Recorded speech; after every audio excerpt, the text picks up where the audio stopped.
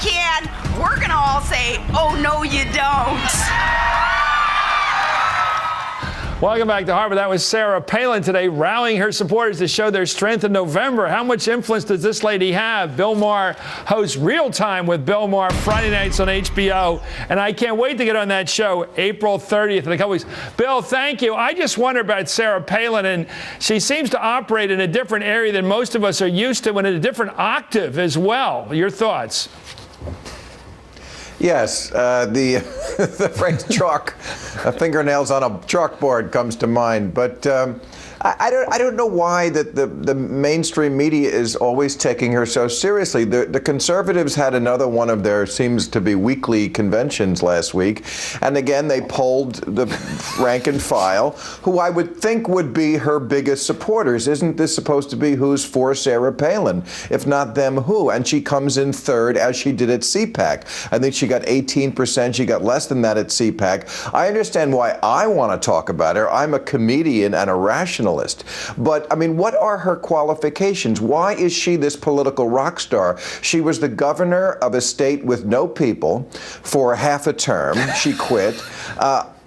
You know, I don't know what qualifications you need to have to be a presidential figure, but I would think it has to be something more than just having a Facebook page. So I don't know why they take her this seriously, because she is a manifestly unserious person. Well, that windshield wiper wave of her attracts 10,000 people in Boston today in the Common. I don't think Mike Huckabee could draw 10,000, or Tim Pawlenty, or Mitt Romney in Boston, his hometown. She can draw a crowd, and she turns them on. And every time we watch a rally, the people in front of her seem to go in some sort of a frenzy. So what's that about? Do we ignore that because it seems rare in politics today? Yeah, you should ignore that. I mean, you can get 10,000 people to what? I mean, you have a section on your show called The Sideshow. It is a sideshow. This is a person who, when Glenn Beck asked her to name her favorite founding father other than George Washington, she couldn't come up with one. You know, she gave the same answer she gave to Katie Couric about magazines. I like them all. Yeah. You know what? Let's not even go into specifics about that one. But when you read it, the thing is, Bill, when she doesn't know answers to questions, and apparently, according to our sideshow element tonight, the deal is when she gives a speech, all questions have to be screened and approved by God knows who in her camp. But yet, when she gives a prepared speech from the stump, she's talking about the Crimea, she's talking about Ukraine, about Chechnya, she's got opinions about Iran. It's absolutely worldwide, the areas she's touching on. My own belief is she's got neocons scribbling all this stuff in crayon for her, and she's reading it out like she knows what she's talking about. But if you ask her one question, she doesn't know any answers. So I am a little bit puzzled, but I'm not really. Yes, I'd like to see her on Jeopardy, Chris. I would love to see her and Michelle Bachmann on Jeopardy. I think it would be the all-time low score. What do you make of those two ladies when they came out and did sort of a competition? They showed up together looking, well, they were attractive ladies, let's say that, and they were very good at drawing that crowd up there in Minnesota, which I used to think was Hubert Humphrey and G. McCarthy country, and now it's that country. Well, I think you're right. I think you hit on something there. They're attractive, especially to the Republican Party, which is not known as a party that really does well with the opposite sex. Usually they're doughy white men. And I think they look on Michelle Bachmann and Sarah Palin as, MILFs. And I agree. They're morons I'd like to forget. Oh, my God. Well, let's take a look. Here's Sarah Palin leaving the stage today in Boston. Here's what the announcers said along those lines. Bill, I think you'll have some material here. Let's listen to what the announcers said as Sarah Palin left the stage. You hear that, my lefty friends? You see that? Conservative women. They're smarter than you and they're hotter than you. Did you pick up on that little sidebar there? They're hotter than you. They're smarter than you. So now they do claim an advantage in that department of glamour for the first time, I guess, in a while. The Democratic Party used to have that edge. Now the Conservative Party, the Tea Partiers are claiming the glamour edge. Mr. Maher? Right, and this is the criterion we're using to judge our field for national candidates. You know, we have a terrible deficit in this country. You know what else we also have a deficit in? Female role models.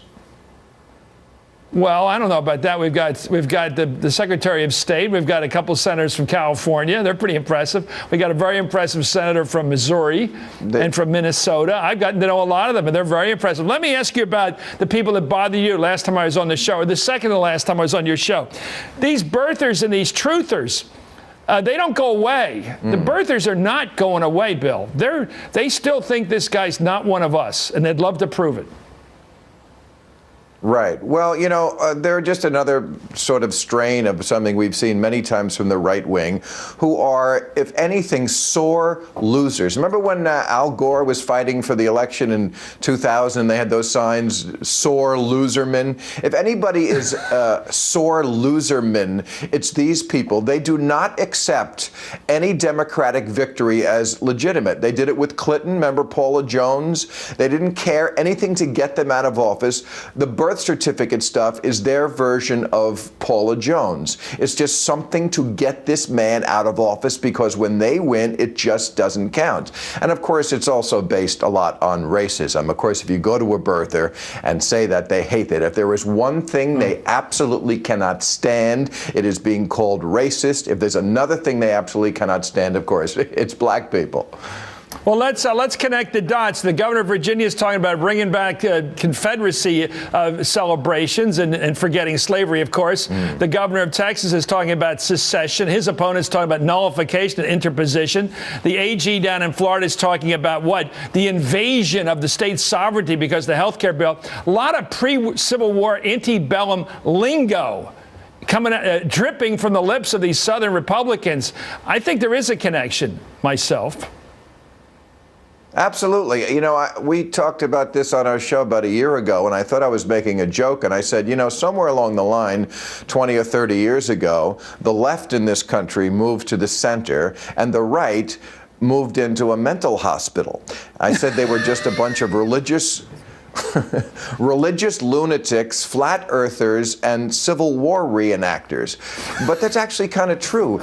They are Civil War reenactors, and this sleazy idea that comes up over and over again now, that somehow we're going to recast the Civil War as a states' rights thing, or something about economic differences, you know, forgetting the ultimate elephant in the room, the slavery issue, that little thing. Yes, it was an economic issue. It was the original, it's the economy, stupid, because that was very cheap labor they had, Chris, very cheap labor. And that was very important to their economy. But there was that other little issue, and they kind of forget the fact that when you are nostalgic for a period in history that was very bad to a certain group of people, it's sort of insulting to that group of people. The same way if you're nostalgic for the 50s, you're kind of forgetting the fact that the 50s wasn't a good time if you were a woman so much, or black, or Hispanic, or gay, or mentally disabled. Lots of things it wasn't good for. So, you know, when they sing that song, I wish I was in the land of cotton, yes, because you didn't have to pick it. Okay, Bill Maher, Real Time with Bill Maher's on this Friday night, as always, on HBO, and I'll be on the 30th. And by the way, you're going to be up in Upper Darby on the 25th, Upper Darby, right outside Philly, the home of Tina Fey. She went to Upper Darby High School. What are you going to say to those people? Do you have a Philly accent figured out? No, but Chris, that's your area, right? You can give me some tips. I'll explain to you off the air. It's always adding an extra syllable. It's Huntington Park. It's St. Joe's. It's Villanova. Just add an extra sound in there. It'll work great with the people. They'll love you more. Up next, Bill Maher. Thank you. I'll see you out there. Up next.